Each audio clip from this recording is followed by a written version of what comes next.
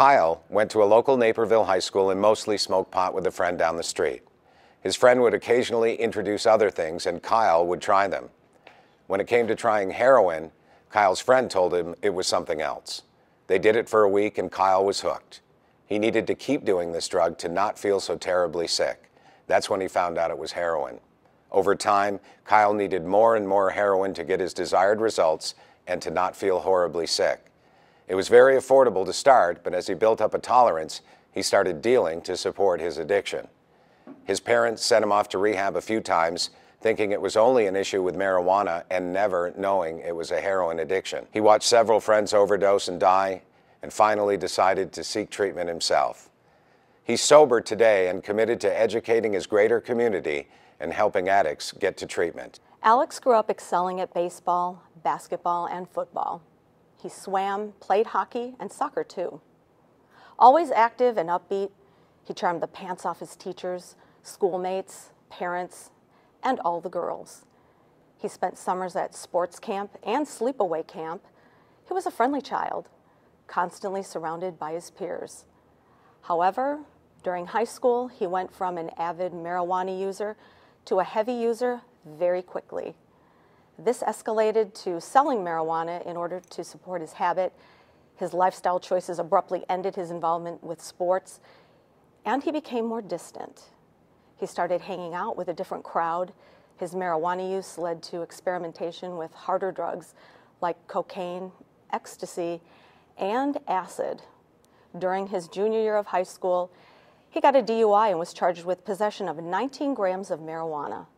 He lost his license while gaining mandatory community service. He attended WIU, where his prescription pill use escalated to alarming levels.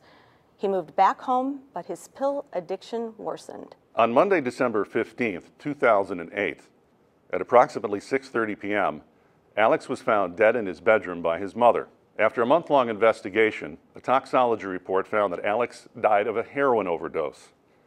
Marijuana, alcohol, 2 other opioids, and 1 benzodiazepine were found as well. He died before he even had a chance to help himself. He died before he knew he was addicted. He died cold, scared, and alone. He died because of drugs. My son Mike was born August 29th, 1990. What an amazing kid he was. I chose to only have 1 child, deciding early on that I would dedicate my life as a mother and help create an outstanding human being. He excelled at whatever he chose to do. But there was one little thing that I noticed early on in my son. That was his lack of confidence in himself. He was his own worst enemy. In high school, Mike began dabbling in the marijuana and alcohol scene. His behavior was rapidly changing. I could no longer tolerate the verbal abuse and lies that became a part of his lifestyle. On one of his final times that Mike was making it on his own, as he would say, a dog attacked him, and the tip of his ring finger was bitten off. He was prescribed Vicodin, and so our story of opiate addiction begins. Mike died on September 2nd, 2012, only 5 days after his 22nd birthday. I promised Mike that I would never give up, and that's why I'm sharing our journey. This birthday, and every year after this, will include no celebration. I will never be a grandmother, I'll never have a daughter-in-law, and I'll never see my child achieve his dreams. Mike was, is, and always will be the wind beneath my wings.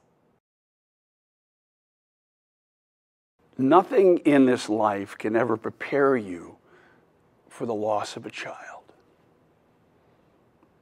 I lost my son Spencer 7 months ago to a prescription drug overdose. Spence had always been an experimental kid, great kid, big heart, big laugh, loved to have fun, but was too experimental.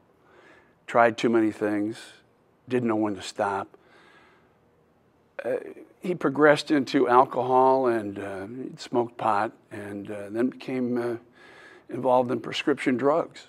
Finally got him into rehab and thought maybe we'd gotten over the hump. He seemed to be pretty positive about it. He had a terrific girlfriend that I really thought was going to be the savior in his life.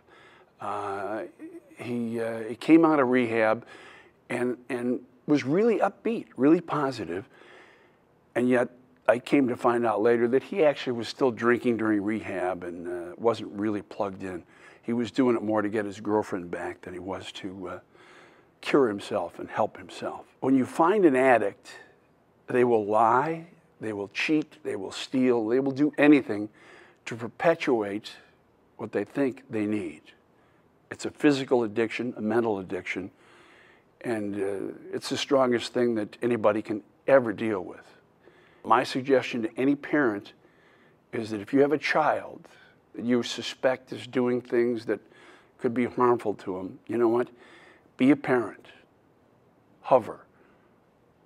Get close to them. Make them mad. Quit interfering in my life. You know what? Don't worry about that. You want them to be mad at you because you want to interfere with this stuff. You want to stop them from making a mistake. You really, really do want them to be angry with you, but you need to be careful. The point is, if they tell you they hate you and this is how this goes for 6 months, but it works, a year from now, you'll both be thanking each other. I wish I could say the same. I lost my guy. Not a club you ever want to be in. So, hover close to your kids. Keep them close. Be aware who they're with, what they're doing. That's the best advice I can tell you, because you don't want to be in this club, ever. We need to stop this. We need to stop this. Right now. Now. Now. Red Ribbon Week is October 23rd Through October 31st. Visit 959theriver.com /red. To find out more.